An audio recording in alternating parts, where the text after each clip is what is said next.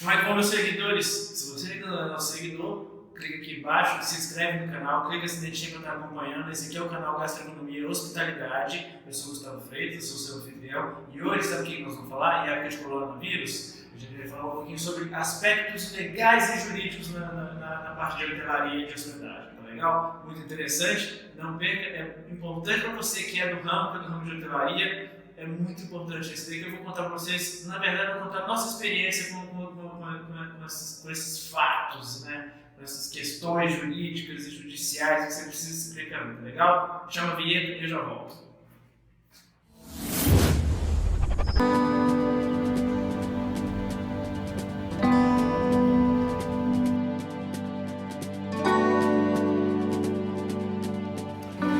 Tudo bem, gente? Tudo bem? Você é hoteleiro, você é do ramo de hotelaria. Eu sou Gustavo Freitas, sou seu anfitrião aqui no canal. Você é muito bem-vindo aqui no nosso canal. Hoje a gente vai falar, eu quero trazer esse tema para vocês, que é as questões jurídicas e judiciais dentro do nosso segmento. Nós aqui da Hospedaria Casa Real, desde o começo a gente sempre teve um auxílio de um advogado, de um especialista no ramo que nos orientou muito bem, por isso nós ficamos muito bem salvaguardados contra algumas situações. Nós do ramo de hotelaria, aliás, o comerciante em geral do nosso país, a gente não tem um órgão que nos defenda, a gente não tem uma associação realmente que nos defenda, que nos proteja, que crie leis para nos proteger. E o que acontece? Nossos hóspedes, nossos clientes, eles são muito bem protegidos pelo Código de Defesa do Consumidor. E aí, a gente precisa criar artifícios para nos protegermos contra pessoas mal intencionadas. Por que eu estou falando isso? Vou contar para vocês agora um problema que a gente teve aqui com o hóspede especificamente e que o nosso contrato de hospedagem, reserva de hospedagem, nos protegeu no processo inteiro, sabe? A gente não ficou tão à mercê desse manto que protege o hóspede, e ele protege tanto que até o cliente mal intencionado é protegido pelo Código de Defesa do Consumidor. Vou contar para vocês agora com detalhes. É isso aí, pessoal. Em época de coronavírus a gente tem que tomar todo cuidado, né? Mas aqui na Hospedaria Casa Real nós já tomamos todos esses cuidados, nós estamos seguindo todos os protocolos de higienização. Então, aqui dentro da Hospedaria Casa Real está tudo muito tranquilo. Sejam bem-vindos, gente, tudo bem? Vamos continuar, vamos falar então sobre o assunto que é o tema de hoje. Vamos falar sobre as questões jurídicas e judiciais. O que acontece? Por que eu queria abordar esse tema? Recentemente aqui, a gente passou por um problema que muitos de vocês que são da área de hospedagem, de hotelaria, já devem ter passado, que é o seguinte. Os hóspedes costumam fazer reserva e aparece um imprevisto, ele precisa cancelar e tal, e eles não entendem o nosso lado. A gente teve que mover toda uma estrutura, fazer provisionamento de mantimentos, mudar a escala da equipe e tal, isso tem um custo. E por isso que a gente tem que todos os hotéis têm uma política de cancelamento, principalmente muito próximos da data do check-in, né? O que acontece? Aqui, como eu falei antes, a gente teve uma ajuda jurídica e nós escrevemos, a gente tem definido, muito bem escrito, um contrato de reserva de hospedagem. Esse aqui é o nosso contrato. Por que a gente tem isso e como é que funciona? Sempre que o hóspede faz uma reserva, se você fizer uma reserva diretamente, ou por WhatsApp, ou pelo site, ou por e-mail, a gente envia para ele a gente envia toda a confirmação da reserva e o contrato de reserva e hospedagem.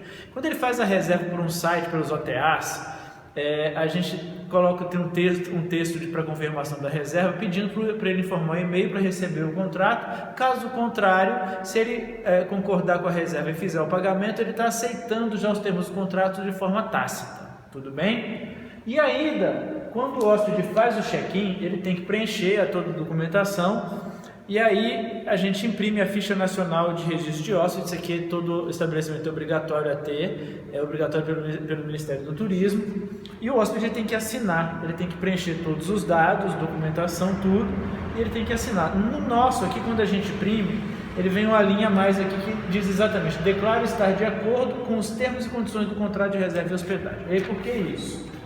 E por que isso para a gente foi muito importante? A gente conseguiu nos protegermos do seguinte. Ano passado, um hóspede fez uma reserva para o Natal, dia 24 de dezembro. E aí no dia 23 ele resolve cancelar essa reserva. E ele queria de qualquer jeito que a gente fizesse a devolução do dinheiro para ele. Obviamente, gente, véspera de um feriado, menos de 24 horas da hora do check-in, a política de cancelamento que ele fez a reserva pelo site, pelo Booking, ele clicou lá, estou de acordo com os termos e condições, ele concordou com a nossa confirmação, fez o pagamento e concordou. Então, obviamente, a gente não devolveu. Aí o que ele fez? Não feliz com isso, ele ligou na operadora de cartão de crédito dele e estornou o débito. Certo? O que nós fizemos? Entramos na justiça. Aí a gente entrou na justiça na nossa comarca, aqui no juizado especial aqui em São João del Rei. Só que o cliente, né, o hóspede, como eu falei antes, ele é protegido pelo Código de Defesa do Consumidor.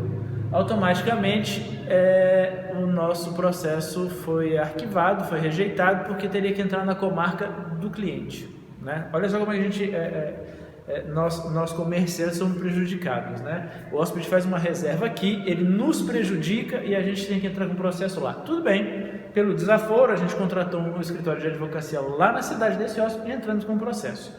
Como o nosso contrato, como eu falei, olha só, o nosso contrato ele abrange, a gente trata com detalhes de horário de check-in, horário de check-out, horário de serviço do café da manhã, a limpeza dos quartos, troca de roupa de cama, troca de roupa de banho, uso do estacionamento, acesso de pessoas, o que a gente entrega, e a gente tem praticamente uma página inteira só falando da questão de desistência e cancelamento e como é que são os reembolsos, etc, etc. Ou seja, nosso contrato não tem nenhuma cláusula abusiva. E aí o hóspede concorda com isso daqui, tudo bem? Então, com base nisso daqui, nós entramos com o processo lá na comarca desse hóspede. E aí o que eu tenho para dizer para vocês é o seguinte: nós ganhamos em primeira instância. E o que o nosso advogado falou, ainda bem que a gente tem isso daqui. Óbvio, eu não vou dar detalhes, não vou falar o nome do hóspede nem nada, porque ele pode recorrer ainda para a segunda instância. A gente ter isso aqui é muito importante. Aqui a gente fala também da política de privacidade dos dados, do uso dos dados dos hóspedes e tudo. Isso tudo é muito importante. E aqui também a gente tem aquele texto que a gente anuncia que nós usamos informações para colocar lá no site do Who's Your Guest para falar sobre como foi a hospedagem do hóspede, né? A nossa avaliação que nós fazemos do hóspede, tá certo? Isso nos protege, a gente tem todo o amparo jurídico para poder fazer isso. E nesses casos desses hóspedes que, gente, vocês que são do ramo do segmento já devem ter passado muito por isso. E aí, isso aqui nos protege. Tivemos uma vitória nessa questão. Depois que o processo estiver todo tramitado e julgado, eu venho aqui e conto para vocês detalhes como é que foi, tudo bem? Por enquanto, está em segredo de justiça, não posso contar nada, tá legal? Não sai daí, que eu vou voltar agora para fazer. Lembra que eu sempre faço um comentário dos posts e publicações e comentários dos nossos hóspedes? Hoje eu vou fazer um comentário muito legal também, que tem essa parte dessa questão jurídica de pagamento e recebimento dos hóspedes. Fique por aí, não sai daí não. Então, queridos seguidores, vamos lá. Como eu sempre faço, depois do vídeo, eu faço aqui um comentário, comentando os posts, né? Nesse caso hoje, esse caso específico, ele nem virou hóspede e ele nem conseguiu publicar o post, mas eu quero contar a história para vocês.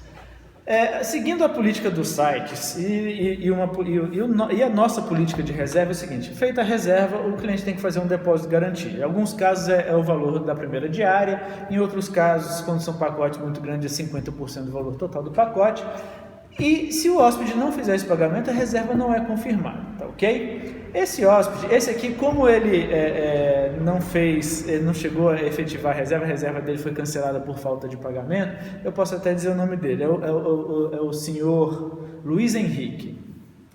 Ele fez uma reserva de última hora para check-in no dia seguinte, e aí tentei fazer o débito do cartão de crédito dele de 50% do valor total da diária, era só uma diária, debitar só 50%, e simplesmente o cartão de crédito dele foi negado. Tentei 3 vezes, o cartão foi negado. Passei aviso por e-mail, passei aviso dentro do site que tinha feito a reserva pelo Booking, não me respondeu.